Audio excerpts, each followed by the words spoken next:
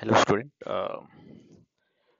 आज हम लोग जो है डिफरेंशियल इक्वेशन का ज्योमेट्रिकल मीनिंग देखेंगे। ठीक है। जैसे मैं आपको जस्ट एक सिंपल एग्जांपल से समझा रहा हूँ। सपोज हमारे पास ये एक सबसे सिंपल डिफरेंशियल इक्वेशन है, d y by d x is equal to x. तो इसका जो ज्योमेट्रिकल मीनिंग क्या होगा, इसका डिफरेंशियल इक्वेशन का, ये ज्योमेट्रिक, आखिर ये डिफरेंशियल इक्वेशन ज्योमेट्रिकली रिप्रेजेंट क्या कर रहा है, ये हम लोग अभी देखेंगे। ठीक है। तो सबसे पहले इसके सॉल्यूशन पे आते हैं। इसका जो सॉल्यूशन है, इसका सॉल्यूशन क्या होगा, अगर हम सॉल्व करेंगे तो इसका जो सॉल्यूशन होगा वो y is equal to x square by two plus c, एक पैराबोला को रिप्रेजेंट कर रहा है। बट अब आप देखिए कि यहाँ पे ये जो c है ये मेरा आर्बिट्रेरी कांस्टेंट है, तो ये एक पैराबोला को रिप्रेजेंट नहीं कर रहा होगा। ये एक्चुअली हम बोल सकते हैं कि ये फैमिली ऑफ पैराबोला है, फैमिली ऑफ पैराबोला को रिप्रेजेंट कर रहा है। यानी कि बहुत सारे पैराबोला हैं, उन सारे पैराबोला के फैमिली को रिप्रेजेंट कर रहा है। ठीक है। ये तो हो गया सॉल्यूशन का आखिर मतलब क्या है, डिफरेंशियल इक्वेशन के सॉल्यूशन का क्या मतलब है, ये अभी हम लोगों ने देखा। ठीक है। अब यहाँ पे ये जो डिफरेंशियल इक्वेशन है, ये ज्योमेट्रिकली क्या रिप्रेजेंट कर रहा है, ये हमको समझना है। तो ऑब्वियसली बात है, ये सॉल्यूशन और इस डिफरेंशियल इक्वेशन में एक रिलेशन होगा।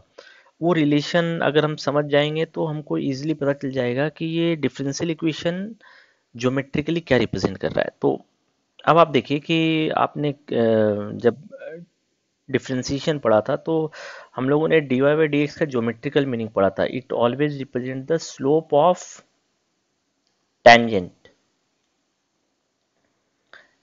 at any point xy on the curve, है ना। ये जो है d y by d x एक कर्व के किसी पॉइंट एक्स वाई पे जो टेंजेंट होगा उसका स्लोप रिप्रेजेंट कर रहा है। तो यहाँ पे जो मेरा कर्व होगा वो होगा ये पैराबोला, और इस पैराबोला के किसी भी पॉइंट एक्स वाई पे जो टेंजेंट का स्लोप होगा वो होगा एक्स।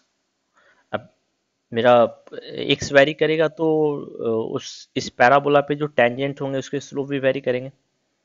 ठीक है। ये जो है ये एक जनरल फॉर्मूला हो गया स्लोप का। ठीक है। अभी हमने इसको ज्योमेट्रिकली नहीं देखा कि ये ज्योमेट्रिकली कैसा होगा।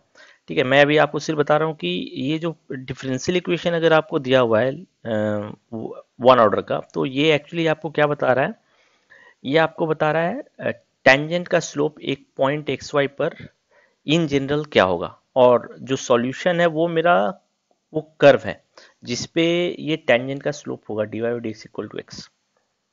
ठीक है। चलिए मैं थोड़ा सा और एक टिपिकल एग्जांपल ले रहा हूँ। सपोज मेरा डिफरेंशियल इक्वेशन है d y by d x is equal to x by Y.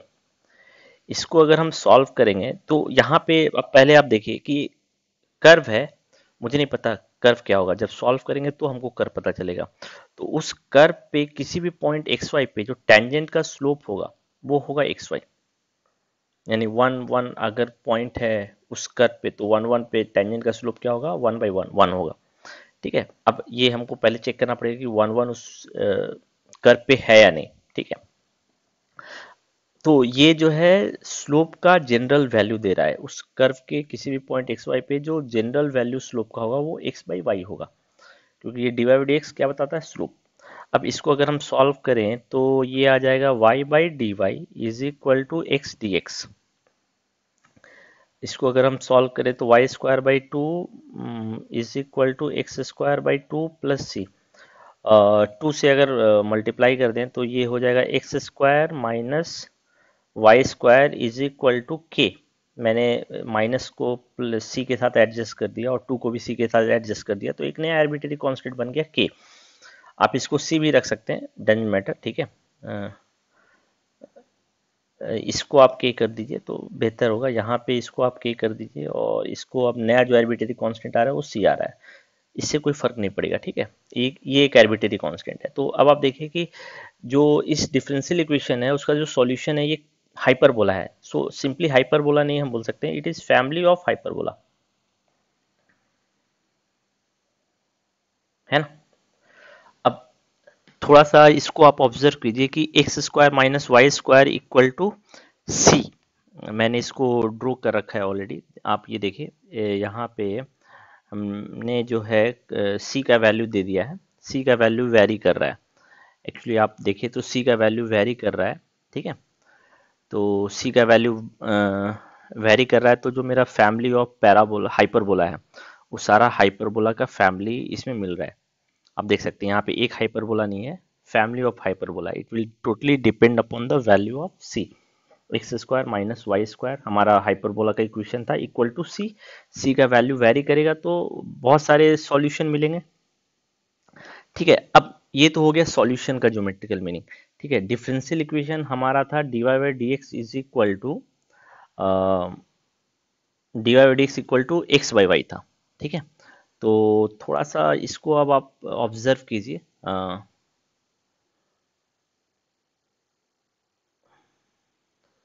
तो अब अगर आप थोड़ा सा ध्यान से अगर इसको देखेंगे तो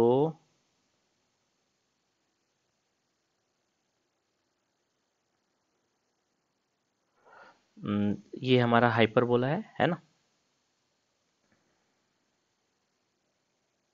तो अब आप देखिए कि इस हाइपरबोला पे बहुत सारे टेंजेंट होंगे। इस हाइपरबोला पे बहुत सारे टेंजेंट होंगे। ठीक है, मैं कुछ टेंजेंट्स को सिर्फ ड्रॉ कर रहा हूँ। जैसे देखिए इस हाइपरबोला पे अ, इस पॉइंट पे टेंजेंट होगा, इस पॉइंट पे टेंजेंट होगा, बहुत सारे टेंजेंट होंगे ना।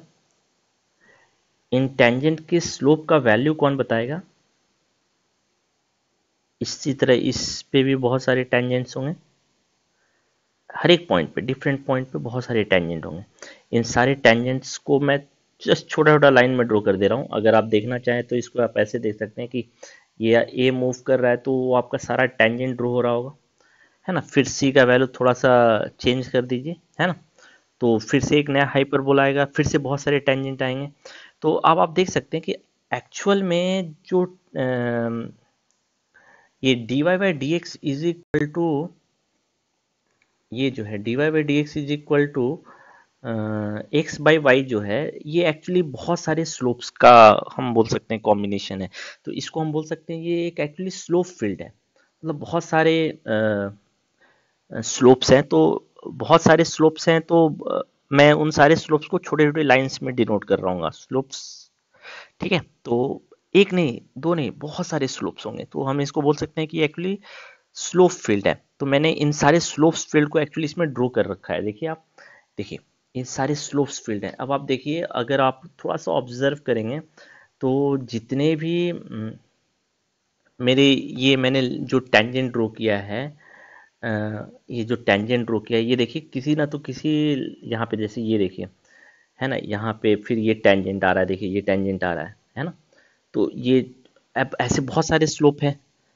अब आप अगर मैं इसको अब आप ऑब्जर्व कर सकते हैं कि जितने भी हाइपरबोला हैं, फैमिली, जो भी फैमिली है इस हाइपरबोला में, उन सारे हाइपरबोला का ये जो रेड लाइन है, ये एक्चुअली स्लोप है। वो किसी न तो किसी एक पर्टिकुलर हाइपरबोला पे बहुत सारे, एक नहीं बहुत सारे ऐसे मिल रहे होंगे। ठीक है, अब आप देख देख सकते हैं जैसे यहाँ पे जो लास्ट वाला हाइपरबोला है, ये लास्ट वाला जो हाइपरबोला है, इस पे देखिए ये सारा लाइन जो है, ये वाला लाइन, ये लाइन, ये लाइन, ये लाइन, है ना, ये ऑब्जर्व कर सकते हैं, ये सारे टेंजेंट्स का काम कर रहे हैं, है ना। तो जो डिफरेंशियल इक्वेशन है वो एक्चुअली आपको क्या देता है? Slope of